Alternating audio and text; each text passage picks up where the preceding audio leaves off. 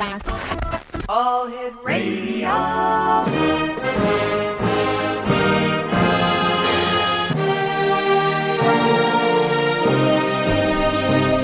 Welcome to the X Zone, a place where fact is fiction and fiction is reality. Now, here's your host, Rob McConnell.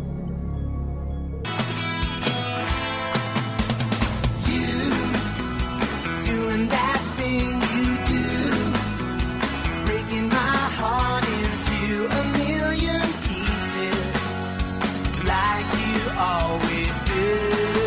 And you don't mean to be cruel.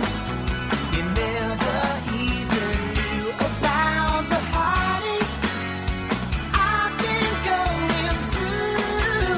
Well, I try to forget you, girl. Just so hard to do. Every time you do that thing you do. And welcome back to hour number 2 of tonight's show. My name is Rob McConnell, and this is the X Zone. And we're coming to you from our broadcast center and studios in St. Catharines, Ontario, Canada. And you're listening to us tonight on your hometown radio, Classic 1220, and streaming around the world on classic1220.ca. One of the most investigated mysteries is the assassination of President John F. Kennedy. More books have been written about this assassination than any other crime. More investigations, more supposition, more armchair sleuthing. And yet, after all this time, we still are no further ahead. Dr. George Schwimmer is my guest this hour. We're going to be talking about the JFK assassination. And Dr. Schwimmer, welcome back to the X Zone. Always great talking to you. Good evening, Rob.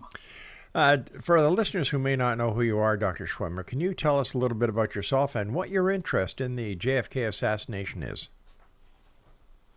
Well, it happened by chance. I was writing a screenplay about assassination of a presidential candidate, and I thought of Lee Harvey Oswald, so I stuck his name in there a couple of times. And then I thought, well, I really should read a little bit about him. I haven't read anything in about 30 years. So I got a couple of books about him, and I found the material disturbing. It didn't make any sense. And so I got a couple of other books, and then it just wasn't making any sense at all.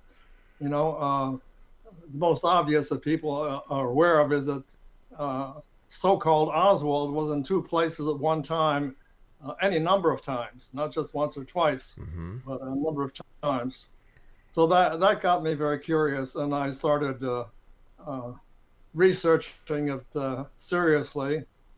And I remember I ran across one little book, I don't remember the exact title, it was something like Two Plots, and the author's thesis was that there were two plots. One was to frame Lee Harvey Oswald, the other plot was to kill President Kennedy.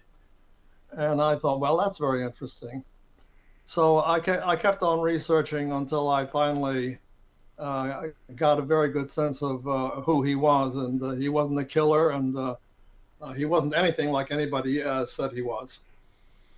Was it not a fact that Lee Harvey Oswald was, in fact, an agent for the CIA?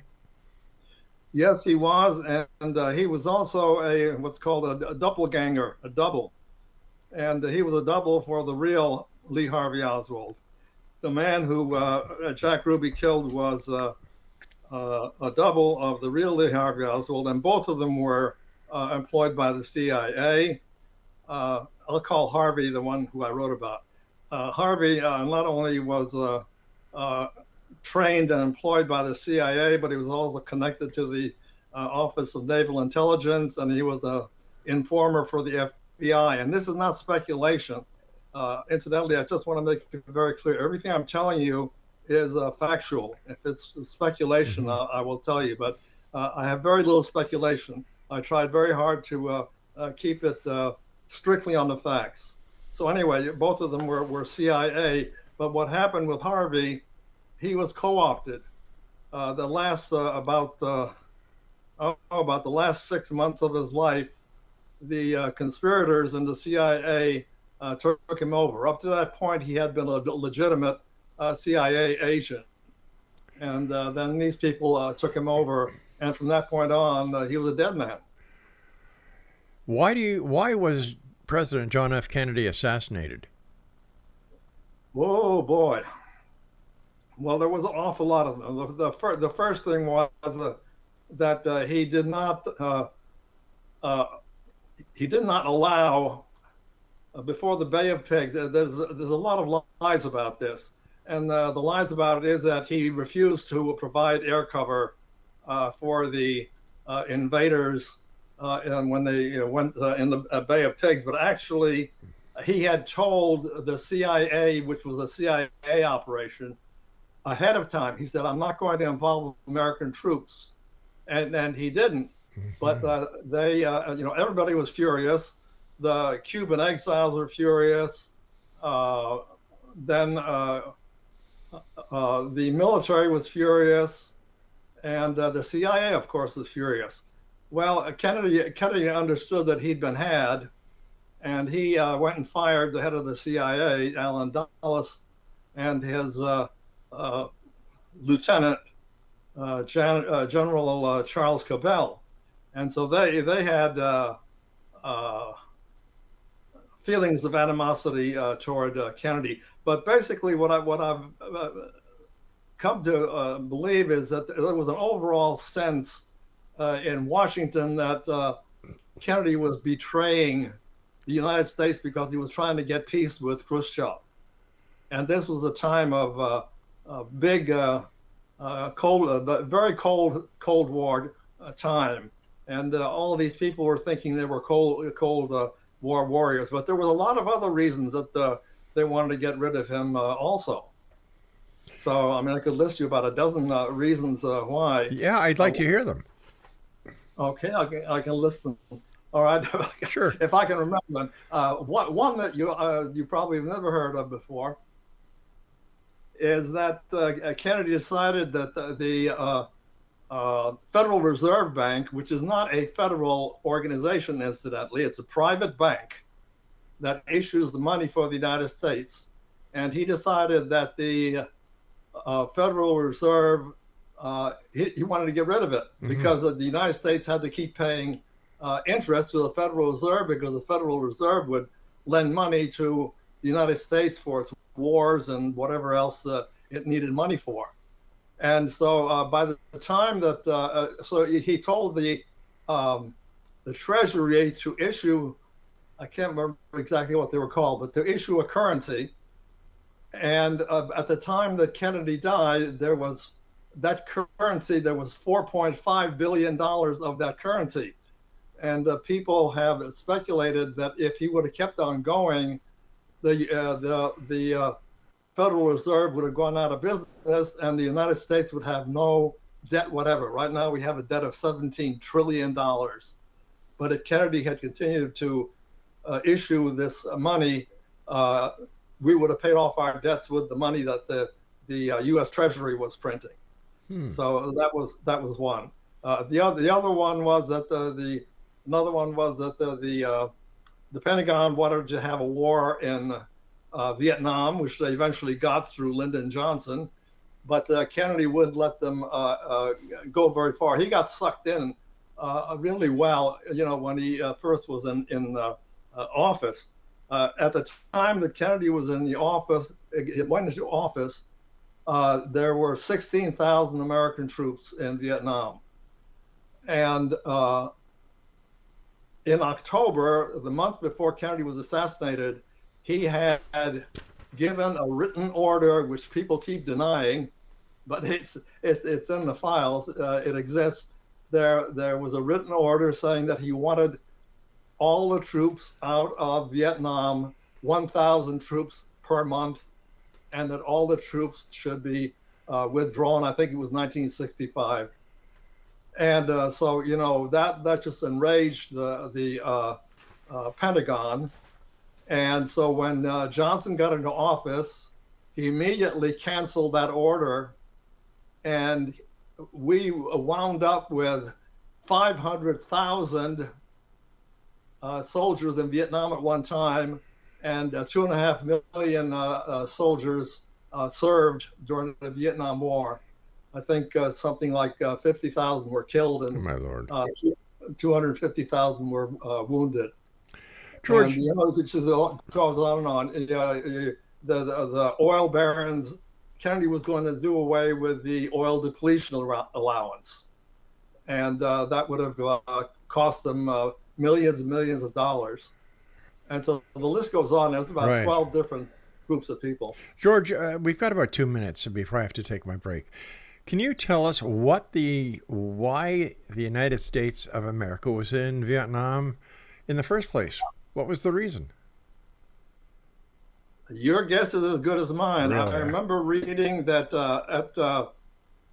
after the French pulled out of Vietnam, John and Robert Kennedy actually went to Vietnam, and they assessed the situation, and they felt that fighting a war with Vietnam is a lost cause. That you couldn't win a war in Vietnam. So they were exposed to that, and they were convinced of that idea even before he came into office. Wow. But basically, we're in Vietnam with this so-called domino theory of what's his first name? Secretary of State Dulles. I can't remember his first name right now. But there was this so-called domino theory that if we allow one country to be taken over by the communists, then it's going to lead to another country being taken over by the communists, and so on and so forth, and that Russia would eventually take over the world. It was a loony idea, but it was very prevalent at the time. So All right. This again ties into Sure. what I said a little bit earlier about the Cold War. All right, And, George, we're going to have to take our break here. But, when you were talking about Russia taking over the world, my God, Russia can't even take over the Ukraine. How the hell are they going to take over the whole world? Well, see, we didn't understand who and what Russia was at the time, number one. Number two, Russia was a whole lot stronger and better run, not in terms of the democracy, but it was considered by this country and the rest of the world as an equal of the United States. All right, stand by, George. We have to take that break now. In Exonation, our guest this hour is Dr. George Schwimmer, and he's the author of Oswald and Kennedy, The Whole Story. When we come back, we're going to get further with this hour. We're going to go deeper to see what we can find out, what's new that Dr. Schwimmer has found out during the investigation that he did for his new book, Oswald and Kennedy, The Whole Story. I'm Rob McConnell. This is the X-Zone. We'll both be back on the other side as we continue from our broadcast center and studios in St. Catharines, Ontario, Canada, on your hometown radio, 1220, and streaming around the world on classic1220.ca.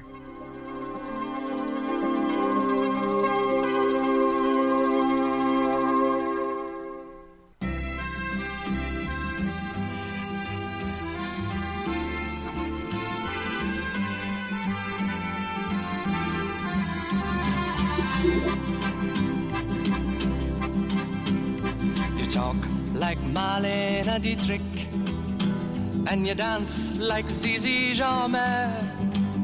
Your clothes are all made by Balmain, and there's diamonds and pearls in your hair. Yes, there are. You live in a fancy apartment off the boulevard Saint-Michel, where you keep your Rolling Stones records and a friend of Sacha Distel. Yes, you do. But where do you go? Welcome back, everyone. George Schwimmer is our special guest, and we're talking about his new book, Oswald and Kennedy, The Whole Story. I think everybody I've talked to, George, over the many years doing the show, they all can remember where they were when they heard the news that President John F. Kennedy had been assassinated, whether in the United States or up here in Canada. Where were you when the president was assassinated? I can tell you within 36 inches. I was a college professor. I had just eaten lunch my house was not very far from the classroom. And so I went out the back door, walked down this little alley toward where the class is there. And I remember there were 3 steps going up. And I got up on the 3 steps, and just as I got on the 3rd step, a senior, a speech major came running behind me. His name was John. I forget his last name now. And he said, "Mr. Schwimmer, President Kennedy has been shot." And I said to him, "That's not funny, John." And he said, no, really, Mr. Schwimmer, President Kennedy has been shot." So I went into the building, and I went to the office of my department, and there were 3 other faculty there, and they're all standing around a radio and listening to the information coming out of Dallas. George, we have 2 clips we'd like to play. The first one is Walter Cronkite, where he is saying that President Kennedy has been shot. Just give us a second here and listen. Gave it a great deal of thought, Grandpa. And afterwards... Here is a bulletin from CBS News. In Dallas, Texas, 3 shots were fired at President Kennedy's motorcade in downtown Dallas. The first reports say that President Kennedy has been seriously wounded by this shooting. More details just arrived. These details about the same as previously. President Kennedy shot today just as his motorcade left downtown Dallas. Mrs. Kennedy jumped up and grabbed Mr. Kennedy. She called, "Oh no," the motorcade sped on. United Press says that the wounds for President Kennedy perhaps could be fatal. Repeating, a bulletin from CBS News, President Kennedy has been shot by a would-be assassin in Dallas, Texas. Stay tuned to CBS News for further details. And then this was a report from Walter Cronkite not very long after that first report that we just played. At the airport in Dallas, and throughout the streets of Dallas, the Dallas police had been augmented by some 400 policemen called in on their day off because there were some fears and concerns in Dallas that there might be demonstrations, at least, that could embarrass the president. Because it was only on October the 24th that our ambassador to the United Nations, Adlai Stevenson, was assaulted in Dallas, leaving a dinner meeting there. From Dallas, Texas, the flash, apparently official, President Kennedy died at 1 p.m. Central Standard Time, 2 o'clock Eastern Standard Time, some 38 minutes ago.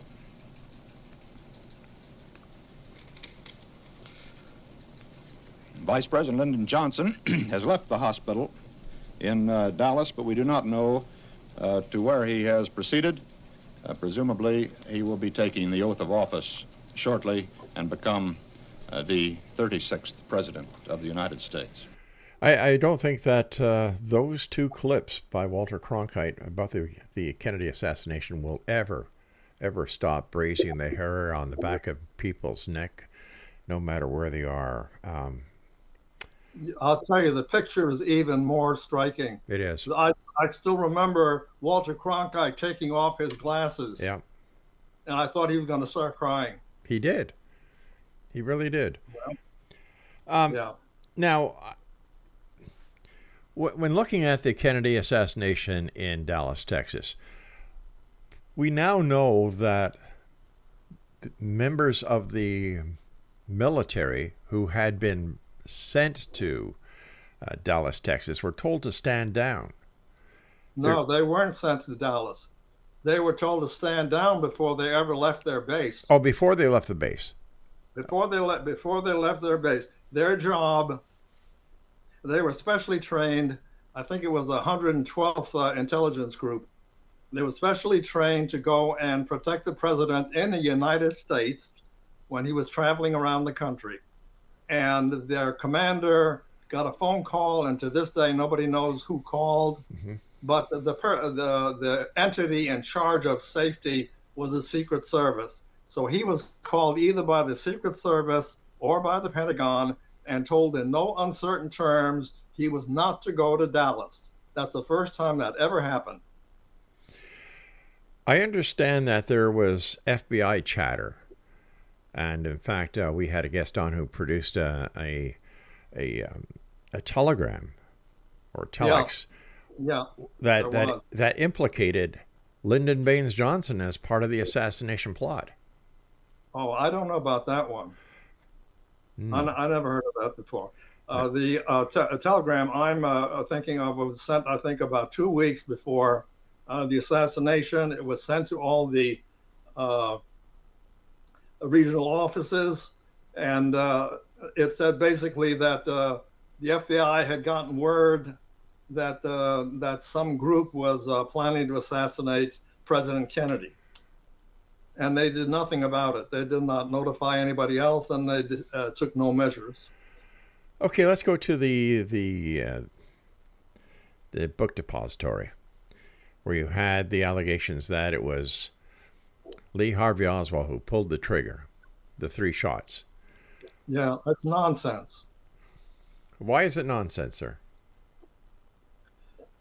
Well, I don't want to give everything away from the book, but for one example, I went through all of the books that I thought were, really relevant. Mm-hmm. Sure.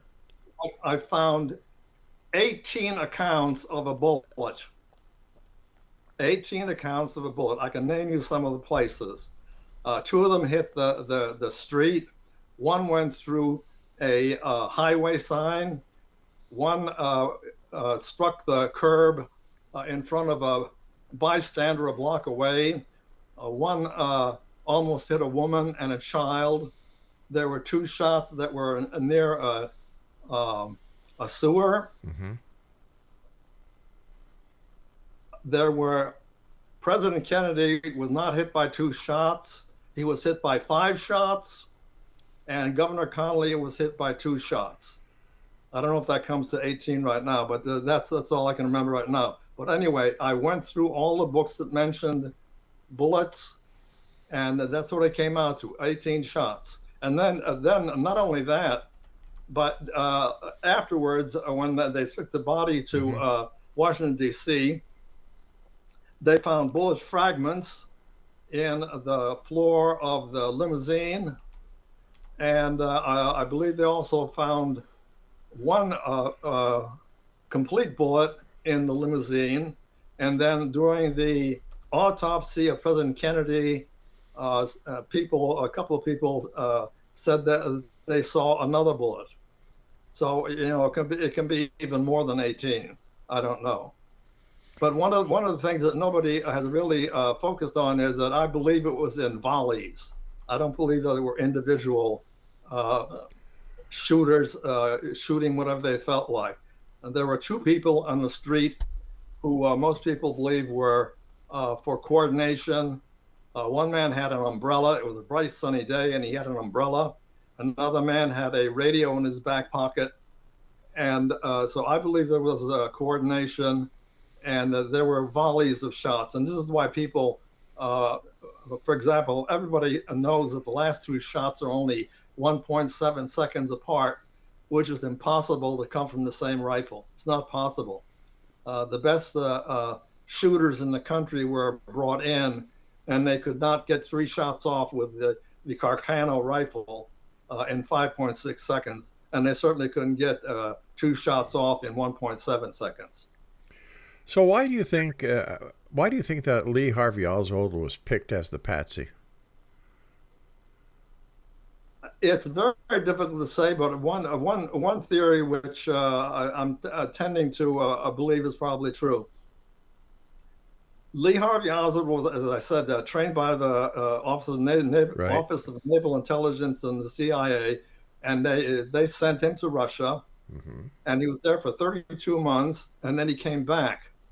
And some people feel that the fact that he wasn't killed by the Russians, the fact that he came back, they didn't have any trust in him. They didn't know if he was a double agent now. So they didn't trust him, and so he was a very convenient patsy. Incidentally, speaking of patsies, Dallas wasn't the only place that these plotters had thought about. They all also had set up Los Angeles and Chicago and it was either Tampa or Miami. I think it was Tampa.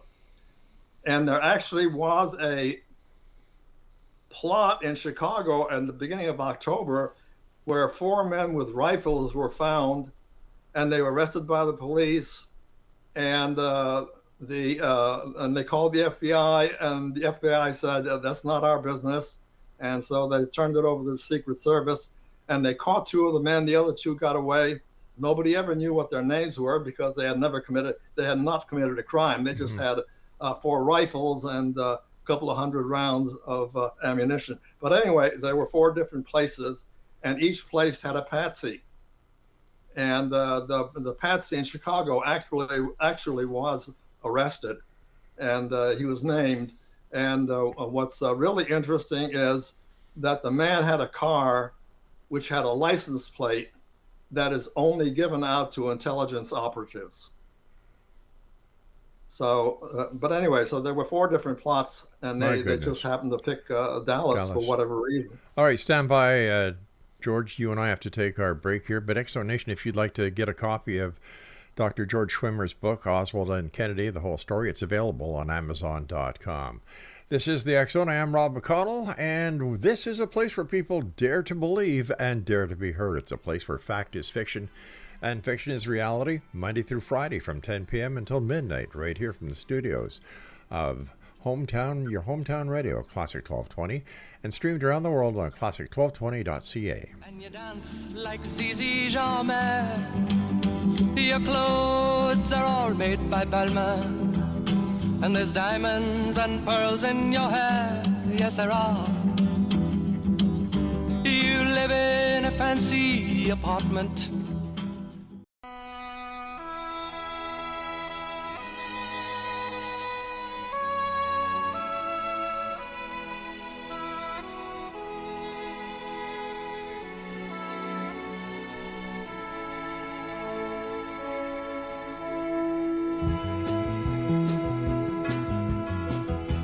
Anybody here seen my old friend Abraham?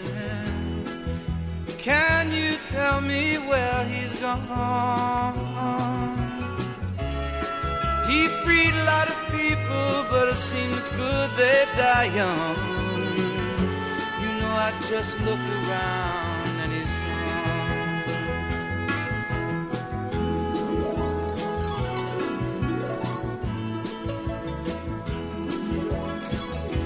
Anybody here seen my old friend John?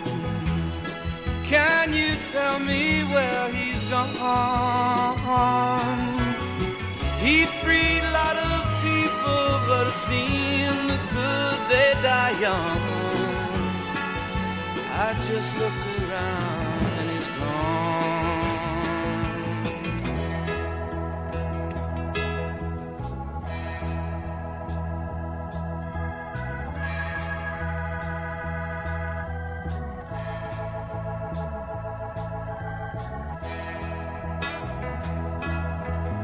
Anybody here seen my old friend Martin?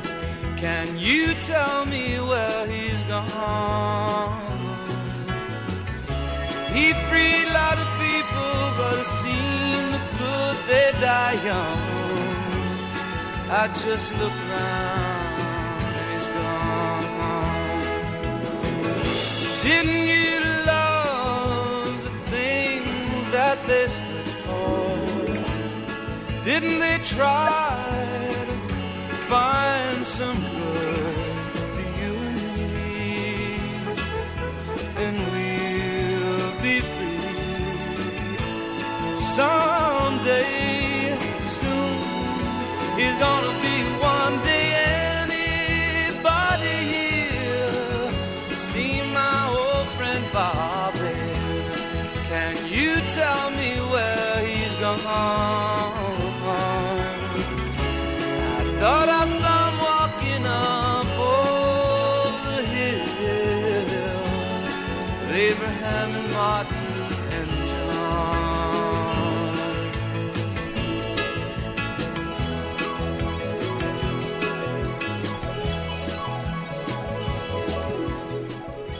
That was Dion singing Abraham, Martin, and John. What an appropriate song for this segment with our good friend Dr. George Schwimmer. That's the only reason why I played that entire song, is because it is so important to this entire conversation. You know, we President Abraham Lincoln was assassinated.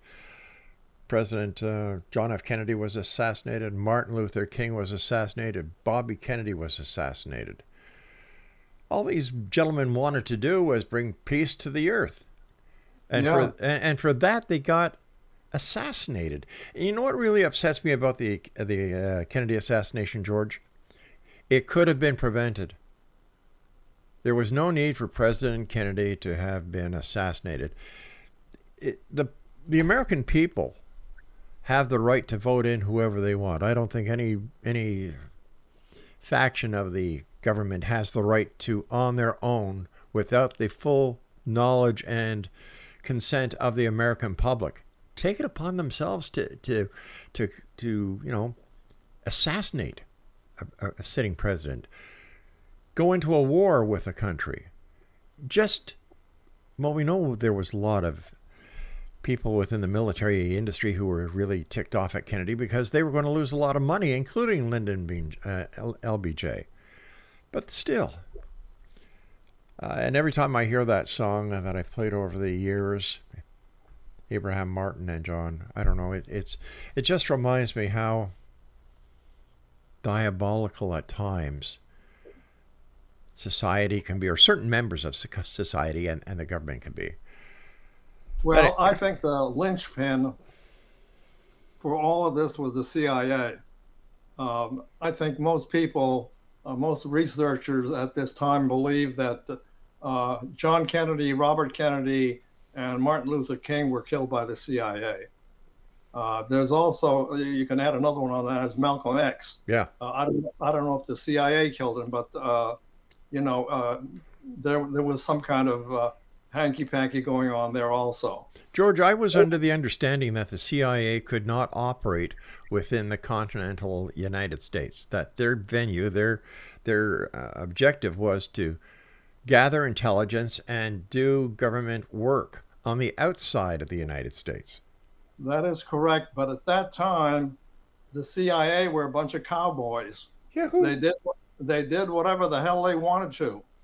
And Kennedy actually was in the process of breaking up the CIA.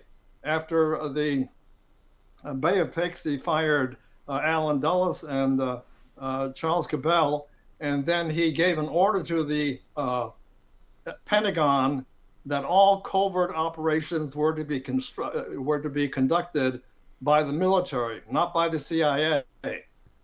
But the minute Kennedy was assassinated, Lyndon Johnson had hands off. He let the CIA do whatever they want to, and they did. There is no end to the number of things. I mean, I don't know enough about it. I haven't researched it, but I've read and heard enough to know that they're responsible for an awful lot of very nasty stuff. They were responsible for murdering or trying to murder heads of state around the world, just as an example. Mm-hmm. But they were totally out of control. Now, George, let's get back to Lee Harvey Oswald, and thank you for allowing me to get that song on. And I think it says it all. What was in the hearts of the people, and what still is in the heart of honest, good, law-abiding citizens in the United States and Canada, because we all felt it. It was a blow to everybody. Do you know that? I saw a photograph at that time of African warriors with tears streaming down their face. Oh, Lord. I remember reading that Nikita Khrushchev started crying. So, this was not just a simple murder. I mean, this affected the entire world. The only one that I remember is China. China didn't seem to care very much. Right. But the rest of the world were very much struck by it. George, how come the United States government and the Warren Commission did not pursue the the case? Why hasn't it still been under investigation? Somebody knows the truth out there. Somebody knows what really happened. And I can't understand why it's just been shut down because of the bullcrap that the Warren Commission came up with. Well, I don't think anybody believes in the Warren Commission at all at this point. A lot of people didn't believe in it the day after it was published. But it was a cover-up. Johnson picked the people for the commission. One of the people he picked was Allen Dulles, the guy who John Kennedy fired. Yeah. And Johnson apparently brought Chief Justice Warren into his office, and he just browbeat him until Warren finally agreed to head the commission. But what's very interesting is that I don't think very many people are aware of it, is that there were 2 senators and 2 congressmen on the Warren Commission, and 3 of those refused to sign the Warren Commission report until Warren said, well, you have to do it. And so they finally reluctantly signed it. But 3 members of the commission did not want to sign the Warren report. I understand that during your research, there was something that you discovered about a bogus autopsy. Oh, yeah. Well, that's not what I discovered. I just summarized with somebody else that a man named David Lifton in 1980 published a very lengthy book. I think it's something like 700 pages. He did research for 15 years trying to find out what really happened. And apparently what happened, to put it in a nutshell, is that they wanted to make the body conform with their fairy tale that Lee Harvey Oswald had shot the president with only 3 bullets. And so what Lifton has come up with, and I summarize in my book, that Kennedy's body was first taken to the Army Walter Reed Hospital, and while at Walter Reed, they removed his brain, and the reason they removed the brain because there were bullet fragments, or maybe even a whole bullet in his brain, because there is evidence that there were 3 incisions in the brain, and this, you don't get an incision-like wound from a bullet. The bullet tears everything up. Sure. Anyway, so that they took the brain out of his head, took out all the bullets or fragments, put the brain back in again, and then put the top of his skull in again, except it was in pieces now. So they arranged it to look like it had been blown up. So anyway, so this happened apparently at Walter Reed Hospital. Then it was taken to Bethesda Naval Hospital, where the autopsy took place. And all kinds of people who Lifton interviewed had, in some cases, there was a conflict in their stories, but generally speaking, most people said that most of Kennedy's brain had been blown out of his head, which makes it kind of peculiar, because you may know that Kennedy's brain supposedly disappeared. It wasn't buried with him. So I don't know, what that was all about. I think, it probably was about the fact that they didn't want to take a chance that somebody could tell that it had bullets in it. But anyway, this is what Lifton researched for 15 years, and then he said they took him into the autopsy room and they ran this phony autopsy, and there were high-ranking officers. I think there was an admiral. One of the doctors said, "Who is in charge here?" And this admiral says, "I am." So this admiral wasn't even the doctor, and he would tell the people doing the autopsy what to do. He would say, "Don't do that. Don't do that. Do something else." So the whole thing, it's just a long book. I mean, I can't summarize it. But George, we've got to take our final break. Please stand by. Exonation, Dr. George Schwimmer is our special guest this hour. He's the author of Oswald and Kennedy, The Whole Story. It's available on Amazon.com. And we'll be back on the other side of this break as we wrap up tonight's show here in the X Zone with yours truly, Rob McConnell, from our broadcast center and studios in St. Catharines, Ontario, Canada, on your hometown radio, Classic 1220, and streamed around the world on classic1220.ca. People, but it seemed good they die young. You know, I just looked around and he's gone.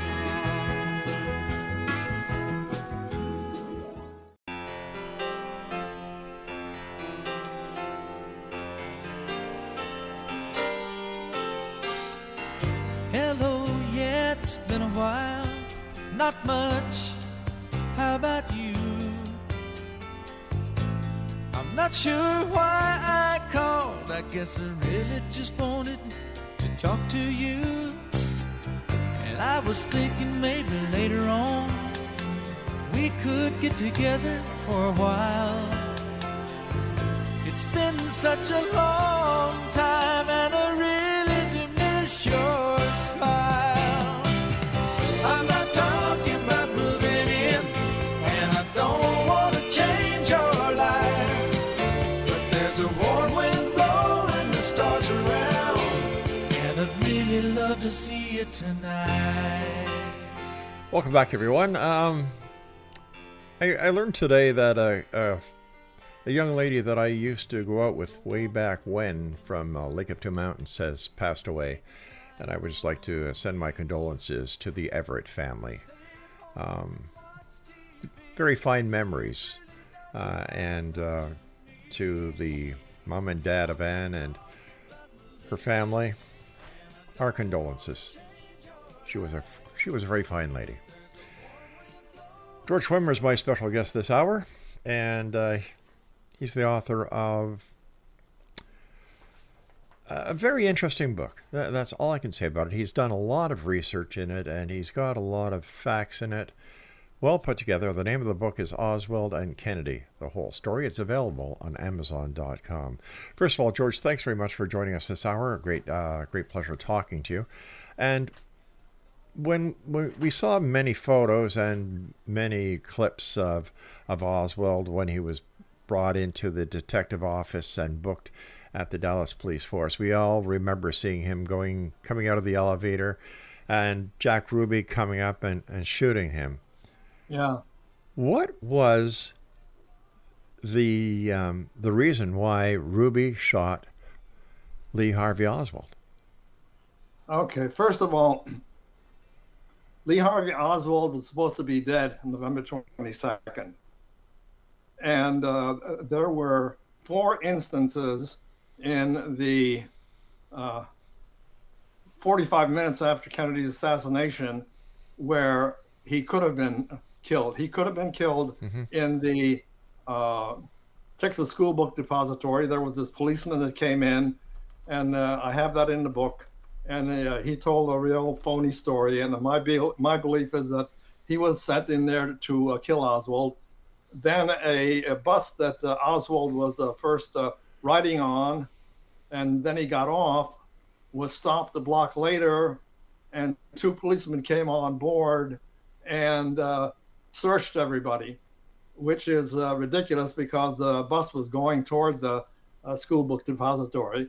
And why would a murderer take a bus anyway? And, what would he be doing with a gun on the bus? I mean, Right. It just didn't make any sense. No. And then there were 3 others, including the Texas School Book, the Texas Theater. He was supposed to be killed in a Texas theater if they didn't get him before that.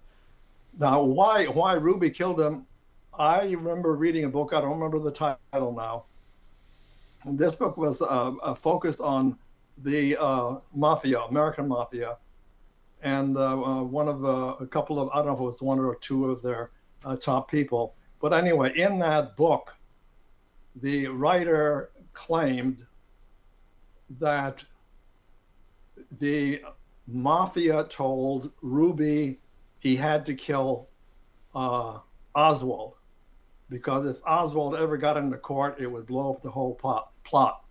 And when he protested, they told him, well, if you don't do it, we're going to kill you, and we're going to kill your brothers, and we're going to kill your sisters, and we're going to kill your nephews and your nieces. and that's why Ruby had to kill Oswald. Now, what was the connection of the mafia? You know? Oh, the mafia was connected to the CIA for years and years and years and years. The mafia were wanted Cuba back in the hands of a dictator because they had casinos in Cuba. And when Castro took over, he seized the casinos. And so Castro cost the mafia bosses millions and millions of dollars. So why didn't the mafia go over there and take care of Fidel Castro and settle it that way and get the casinos back? Well, if they could have, they would have, but I don't think they could. We were talking about the Bay of Pigs. If you read the literature, hello? Yeah, go ahead, George. If you read the literature, you'll find there was a great deal of connection between the mafia and the CIA. And I can't really, I don't have all the details right off the top of my head. I just know that in my reading, what I found was that the mafia was greatly involved.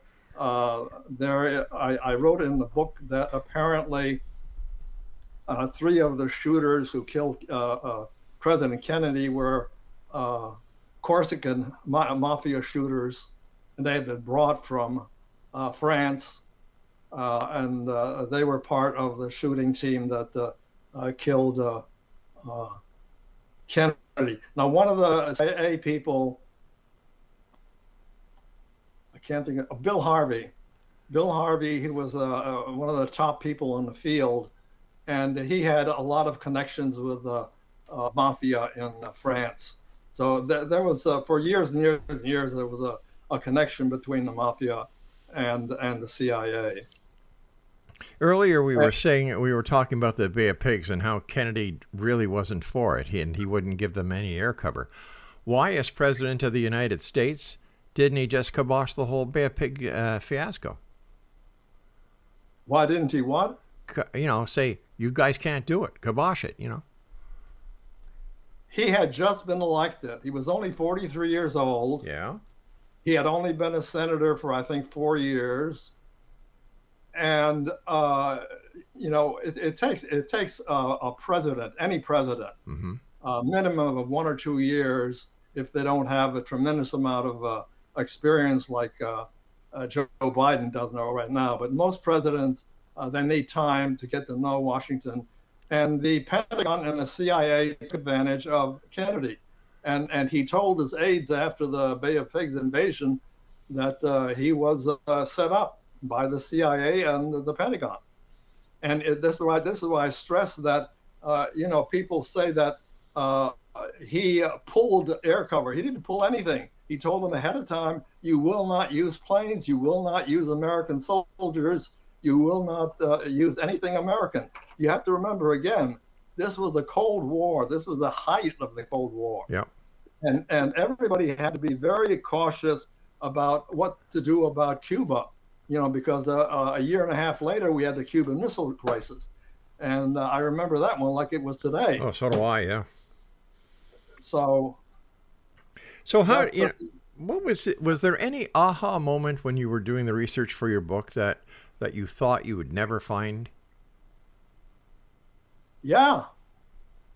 And I only found it a couple of months ago. And what was that, George? I found a book that was published 25 years ago. It's not about the Kennedy assassination. It's about government malfeasance, including the CIA and other covert organizations. It's written by a man named, let me see. His last name is Stitch. Let me get my glasses here. His name is, I can't make out the first name. It's Defrauding America. The book is about 750 pages long, and this 4 small paragraphs, I didn't find it in a book. Somebody else found it, and I found what he found. And I went and got the book, and I read it myself. And what it is that a organization within the CIA called the Pegasus Group. A group of CIA agents had tapped the phone of J. Edgar Hoover. And they heard conversations between 5 men planning to kill Kennedy. Oh my God! Very high up in the government and politics. Rodney Stitch, S-T-I-C-H. Anybody who wants to go and see it, defrauding America. So that was a shock.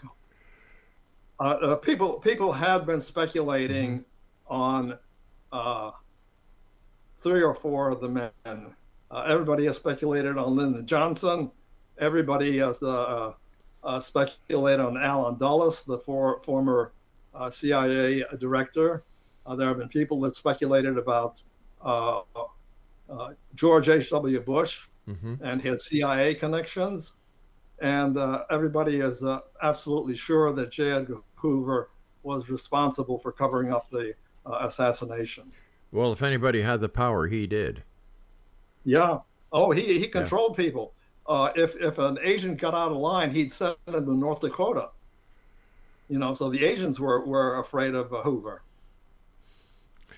There's one thing to be respected, and there's other. It's totally a different thing when somebody fears you. You lose all respect for that kind of totalitarian.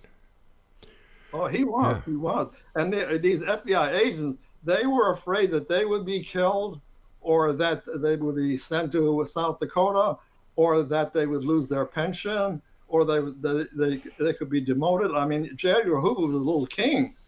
He was king of his little domain.